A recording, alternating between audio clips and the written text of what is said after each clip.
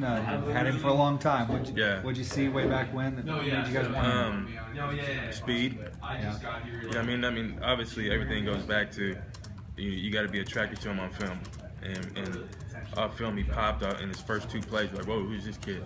And I remember the deep post he caught on film, and it brought back some. It resembled some guys that played here in the past, and then you see him catch this bubble screen and take it about 50 yards, and so Coach Murray and I kind of kept it in our back pocket a little bit. You know, we saw him like probably in early March, late February, and we kept it in our back pocket, and we didn't show Harsh probably till April, May, and Harsh popped it on. He goes, "Oh yeah, I love this kid," and next you know, by that time we have already built a good relationship with the kid, and we already had our our I's dotted and our T's crossed with the situation, and we got on the phone. I called his dad, I had his dad call me, and I asked the dad. I said, "Is it okay if we offer your son a scholarship?"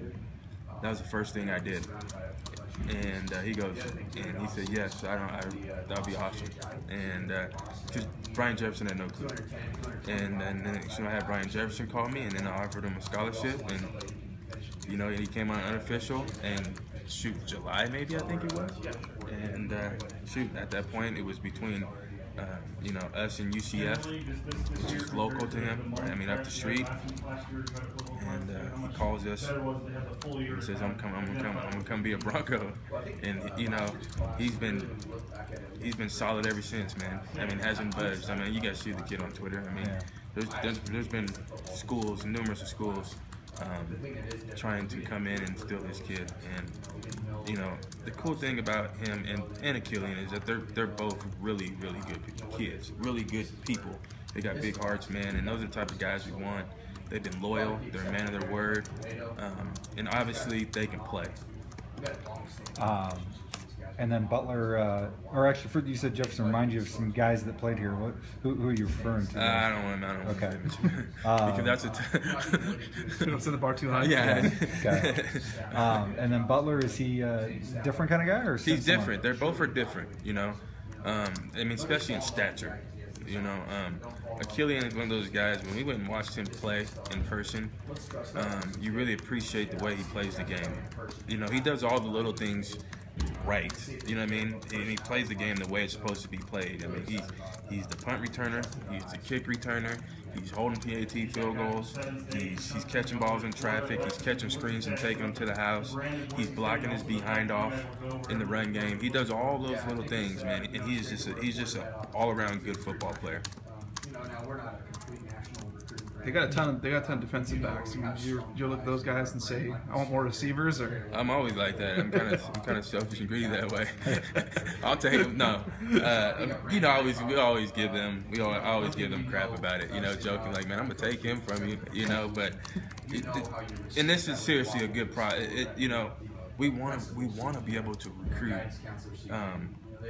athletes like that can. Okay, you're watching this come from, shoot, he could play receiver, he could play running back, or he could play corner. You want to kind of recruit those type of guys because they're more athletic guys. They're good football players, and I always felt that we had success. In my years past of coaching and just recruiting those type of guys because it will all sort itself out. And trust me, those DBs that we just signed are some big time players.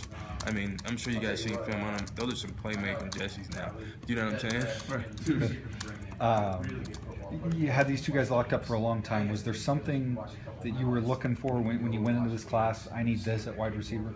Yeah, we wanted speed, and that's one thing we want to increase our athleticism at the position. We wanted speed, and we wanted playmakers, and obviously guys that love playing the game. And I think too that which sometimes we forget that we bring up, but it's academically these are two great students in the classroom. You look at, obviously you got a breakthrough season from a guy like Spurbeck, and you got help from Chaz Anderson last year, but do you feel like, and you didn't know that when you recruited these guys, that those guys were going to step up, did you feel like you just needed some depth, you needed to build some depth in that position this year? I think it's always big to build depth, and that's, if you look at that group, that's what came out of it. We got, I commend the group that I coached. I mean, that I'm able to coach, and they accepted the challenge when Matt went down. They didn't blink. They came to practice every day. They came to meetings and worked their behinds off every day, and I think it showed a little bit on Saturdays. Now that group in general, I think they're just scratching the surface. I think we saw some things that they can do. I think we got some glimpses of what they can do.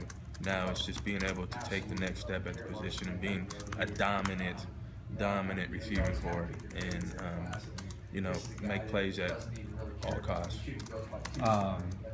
Anybody else in this class that you recruited particularly? That you guys signed? I can't. I mean, I think I always answer this question the same way. I think we all are active in these kids, in the recruitment of each one of these kids that we have all signed. I mean, yeah, they may be in, some of these kids may be in the area that I recruit in, but I think that as a staff, and Harsin does a great job of delegating that to if it all coming down, is that we all are active in each one of these kids recruiting. I mean, it may be a receiver. Well, Coach Marcel Yates may be talking to him once a week, or 1 week, or Julius Brown may be talking to a DB, or I may be talking to Mochan. Or you know what I'm saying? It's kind of everyone is playing, everyone is recruiting these kids. We do it as a staff. Who'd you get out of your area? In my area, there were Raymond Sheard, the Daryl Blair, and a Killian Butler. I think that's it. I never. I've always been different. Like I never was one of those guys. Don't put my name on it, Brett is from your old neck of the woods. Do you have any relationship with him, or were you familiar with him from your time at Eastern? I was familiar with Brett. Yeah, how can you not, man?